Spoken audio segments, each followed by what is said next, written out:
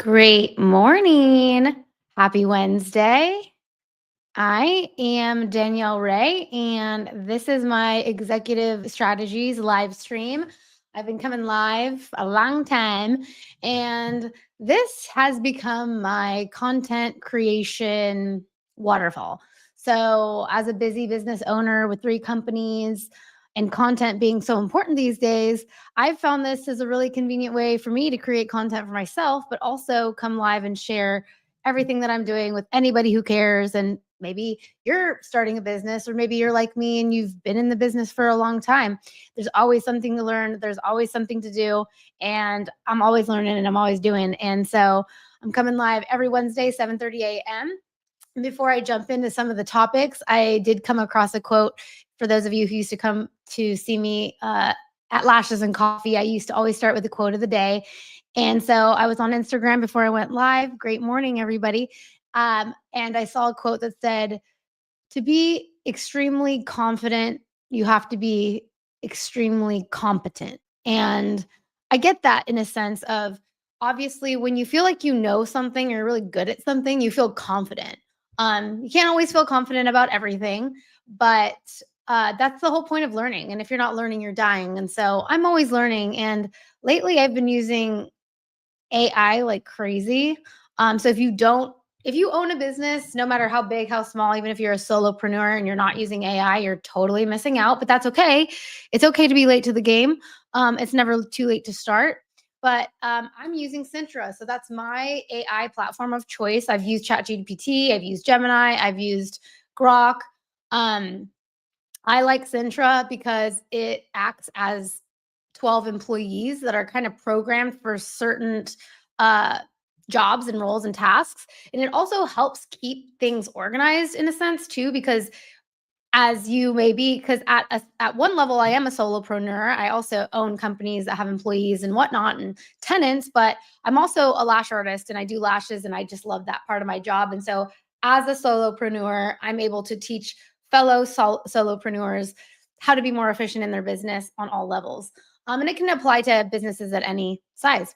So, first topic for today is premium pricing strategy and why it attracts the right clients. This has been coming up a lot lately. In fact, we talked about this a little bit on our podcast yesterday, Behind the Brilliance. But your pricing speaks a lot about your confidence as a business owner. And there was a time where I got a surgery done, and an elective surgery, for example. And I decided I was going to have three consultations before I decided who was going to perform the surgery on me, right? Because, hey, you might actually want to go to the best person for the job, not the cheapest person for the job.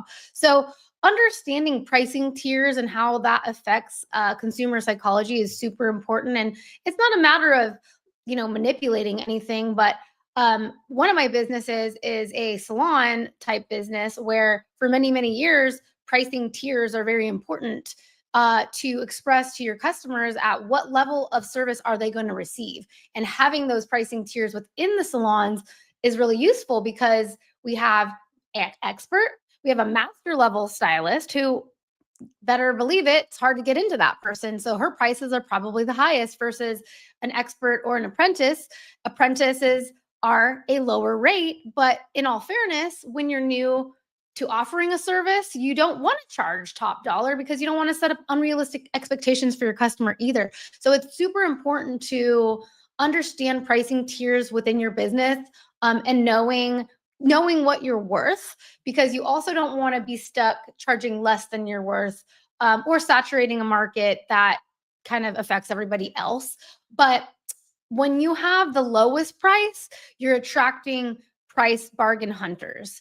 Nothing wrong with that. I think we all love a bargain. I don't know about you. Sometimes I'm standing inside CVS and I'm checking Amazon. This witch hazel is actually $5 on Amazon. Why would I pay $12 at CVS? Well, that's bargain hunting, right? But when you're getting the exact same product, that's different versus a service, which, one person might charge $350 for a full set of eyelash extensions, and someone else charges $60. You're gonna bet that those two experiences are going to be wildly different. And you also want to know that there are people who will not even flinch at the 350 because they would be terrified to go to the person at $60. There must be something wrong. Or maybe it's not that anything's wrong. It's just that that person who's charging less is less qualified. So understanding pricing and where you sit and what kind of client that attracts is very important to any business. And so, if you're in a situation where you don't think you're charging what you're worth, one of the biggest, what I recommend you could do is you could do a radius check within 5 to 10 miles, depending on how big of a city you live in. Check within the radius. What are the prices? What are the average prices of my service where I am? Because look, demographics are going to change. I live in California. The prices are different here than they are in other states. So it's all relative. So I would, base your pricing off of check an average of what people charge in your area. And then if you're confident in your skills and your services, charge on the high end. Somebody has to be on the high end, and those high end prices are going to attract high end customers. So that's in a nutshell why it's important to have a premium pricing strategy. But that's only charging what you're worth because you're delivering an excellent service, like level of service, which includes both the technical skills of the service, even if you were a plumber or, whatever, you have to know that you're offering the service correctly and professionally and perfectly, but have good customer service skills as well. Because believe it or not, whether you're a hairdresser, a lash artist, or a plumber, you want to have positive experiences with your customers because that's what results in repeat business. And so if you're not investing in having your customers have a positive experience with you, and maybe you do your service excellently but you don't talk to them or you don't engage, like, there are people who won't return because someone else was more kind. And I've seen it myself in my businesses where I have two service professionals and one might perform better than the other as far as skills, but that person might also have a better personality and that person is actually more successful even if their skills aren't as good. So personality, bedside manner, client relationships is almost superior to technique, but I think if you're passionate about what you're doing, then you should be great at what you do, as well as obviously providing a premium experience. So let's move on to the next topic, which is booth rental model versus employee model and why the shift works. So this comes up a lot too. I've been in the lash business 20 years. I've had salons. We had an employee model, which was a commission-based, percentage-based, and we moved to booth rental. Business-wise, it's quite the trade-off. Being an employer, managing people, managing expectations of clients, managing marketing, it's a lot of work for a business of that size. It was also very lucrative. I would say at least it was like I'm all doing math. 5-figure months, easy, no matter what. In that model, I converted my salons to a booth rental model, and it was a huge decrease in I should say income initially, but it was also a huge. Thank you, Michelle. Aww. It was a huge. Oh, and you were here for this. Actually, I don't know if you're actually here still listening. I just saw this comment. You were here for this, I believe, but shifting to a booth rental model resulted in a huge pay cut, essentially, as a business owner, but an extreme increase in life quality is what I'm going for. Quality of life. Personally, depending on what kind of business owner you are, you have to understand what part of the businesses do you like that you want to. What do you want your life to look like? At the end of the day, I think anyone who owns a business, I mean, other than maybe investors who are disconnected from the businesses, if you are the sole owner and you're in it, then there's probably a reason why you're doing it. And there's a part that you like to do. I love the making women feel beautiful, or even making people feel confident, or boosting people up. I like that. When you're managing people's schedules and their quality control, you don't get to do that. You actually have to be the bad guy a lot. And then it's just like this headache and paperwork and what, like, I didn't want to do that. So I said, I care about my quality of life better. I know that there's another source of income out there for me that is different from this, because this is going to hold me hostage and make me miserable. So sometimes being a great entrepreneur is also knowing when to say no and when to say, I'm changing directions.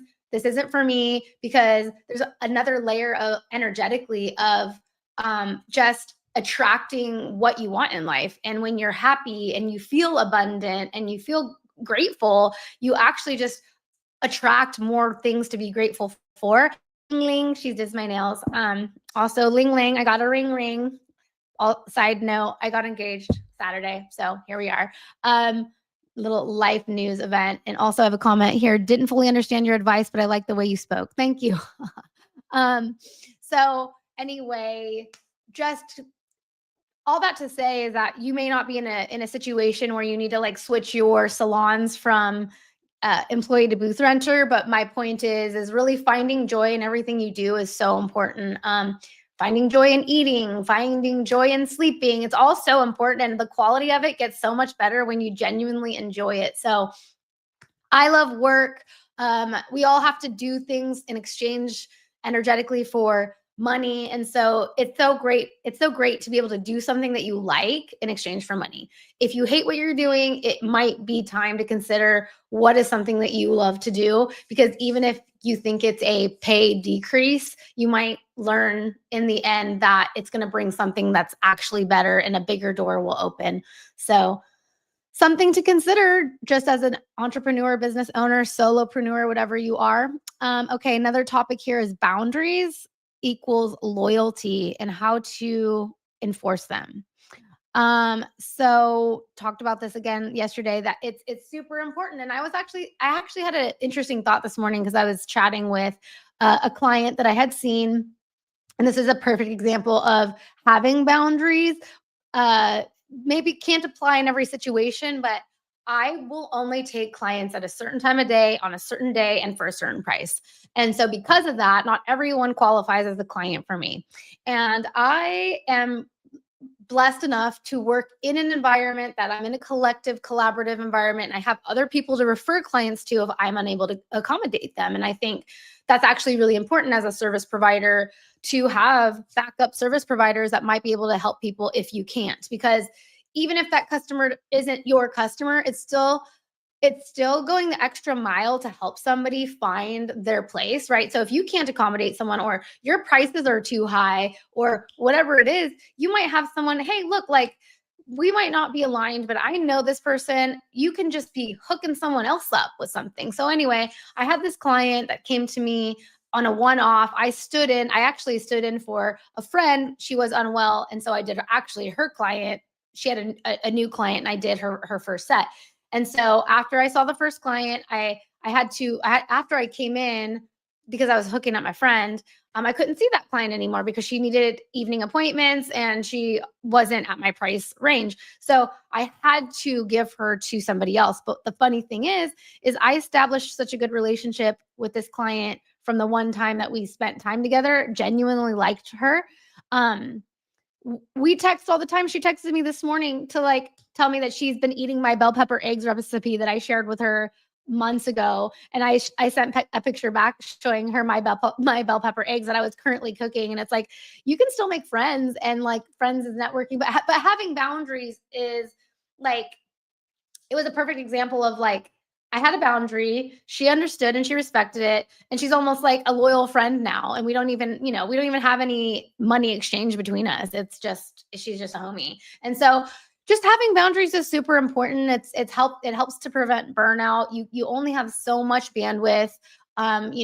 Life is short. I like to say life is long, actually, because I think that saying life is short is actually a negative statement. But you really don't know when it is your last day. And I just want to say, sending love to an aunt of in the family that passed away yesterday. So, she was too young to go, but sometimes you just never know. So making the most of your time is just so important. Because what's the point? Like, if we're not promised tomorrow, are you grateful that yesterday happened? And if not, then I just think everybody, gets the privilege of choosing how they spend their time and, where they live. Or, I mean, don't get me wrong. I know some people are in very tight situations, but I also believe when there's a will, there's a way. And when you believe you are capable of anything, then sometimes you do things that you didn't think you could do. So I'm definitely rambling, but boundaries and loyalty. Let's see. I've got quite a few topics to go through, but we are running out of time. So if anyone has any questions, don't hesitate to ask. I sometimes forget to look at the comments because I'm live in 5 places right now.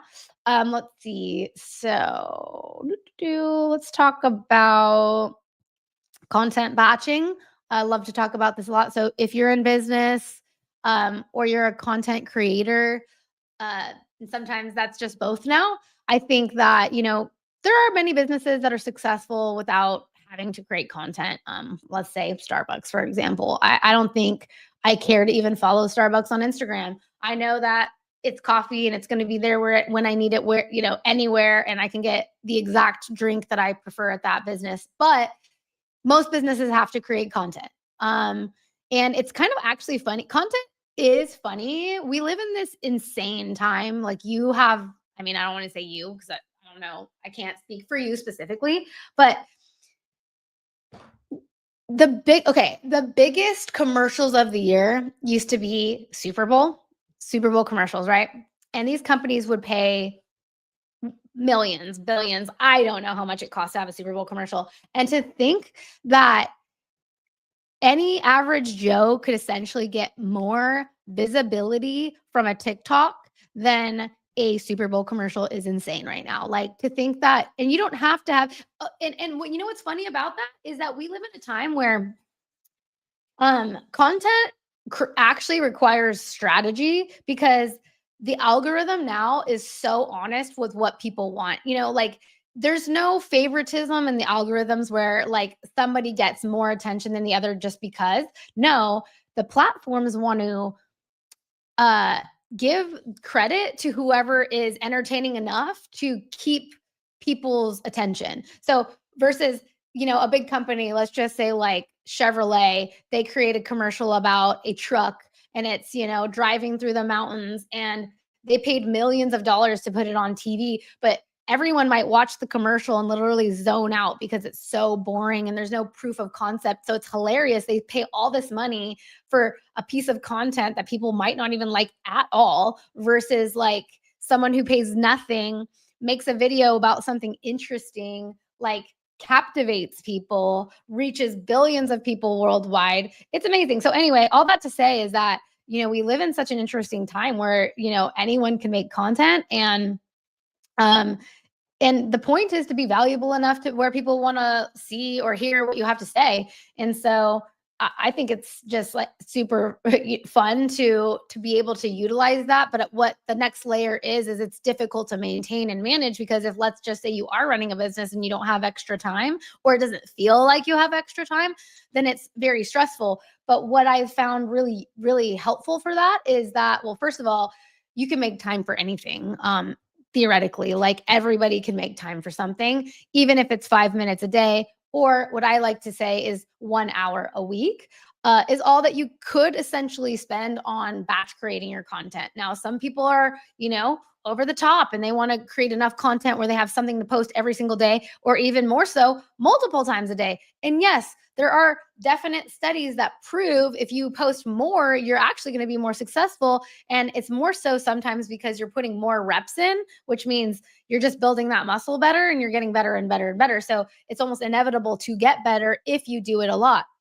However, that's not always, what's the word I'm looking for? Like required. So let's just say you're a business owner, you haven't been posting at all, or you've been posting very sporadically, like once a week or once a month, and you want to up your presence. Well, here's what I would do. At least choose a day of the week, Monday, Friday, Sunday, something where you could sit down for 1 to 2 hours. And there are 3 main steps to creating and batching content. One, I will say, is the planning side. So sometimes this is the fun side. And I personally batch my content, and I don't do it all at the same time because I kind of have different times of the day.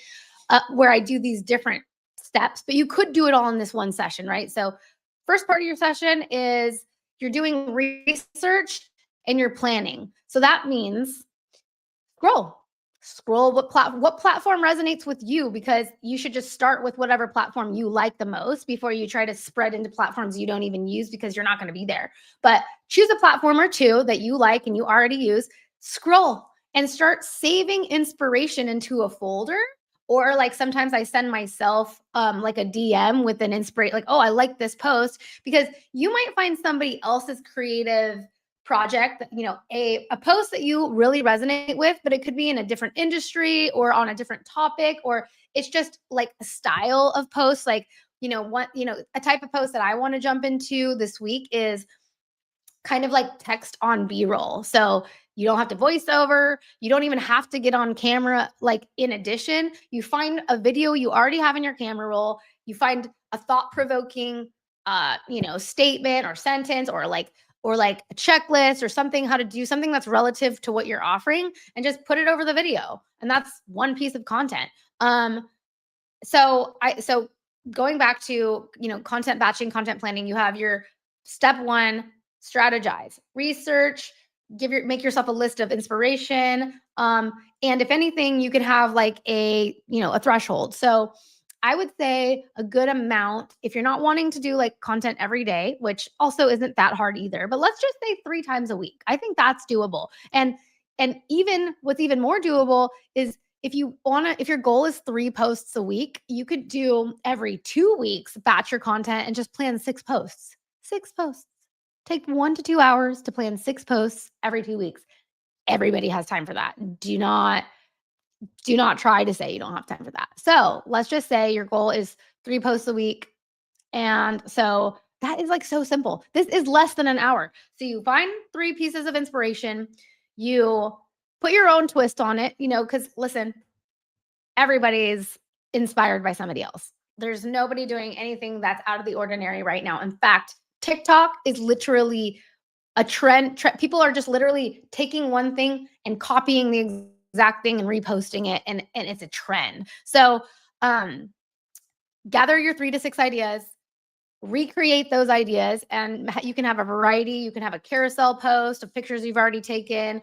Like I said, text overlay over B-roll, or you can get on camera like this and just say, hey, I have this topic and I'm going to blab about it, and I'm going to record this short video. Or even better, you could have questions on your phone sitting on the side, and you could literally do a Q&A to nobody and say, okay, the question is da da da da da. Answer the question, done. You know what? Every business should have frequently asked questions. No matter what you do, no matter who you are, you should have a FAQ section on your website or whatever. Or if you don't even have a website, you probably just have a set of questions that people frequently ask you. And that is content in itself. Not only can you throw that on your social media, but you should probably throw it on your website too. So that's just an idea of like content that you need to create. And there's these double, triple layers. And that's what I'm doing right now. I'm only live because it's just holding me accountable. I have 2 cameras live on 5 channels. I don't care if anybody's watching, because I'm recording this video and I'm going to chop it into 10 pieces, and I'm going to have 10 pieces of content from just sitting here going through questions, telling you to do the same thing basically. So I'm batching content right now.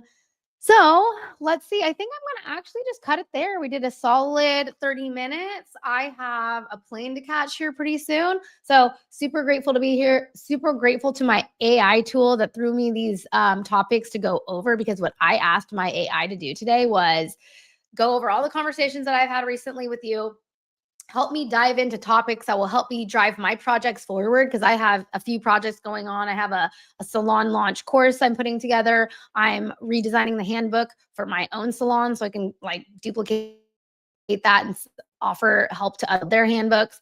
So much going on. So thanks for being here. I hope you have an amazing day. Thanks for the feedback, guys. It was really sweet to hear that, positive feedback today. But nonetheless, come with your questions. I'll be here next week at 7:30 a.m. I hope you have an amazing day. Talk to you soon.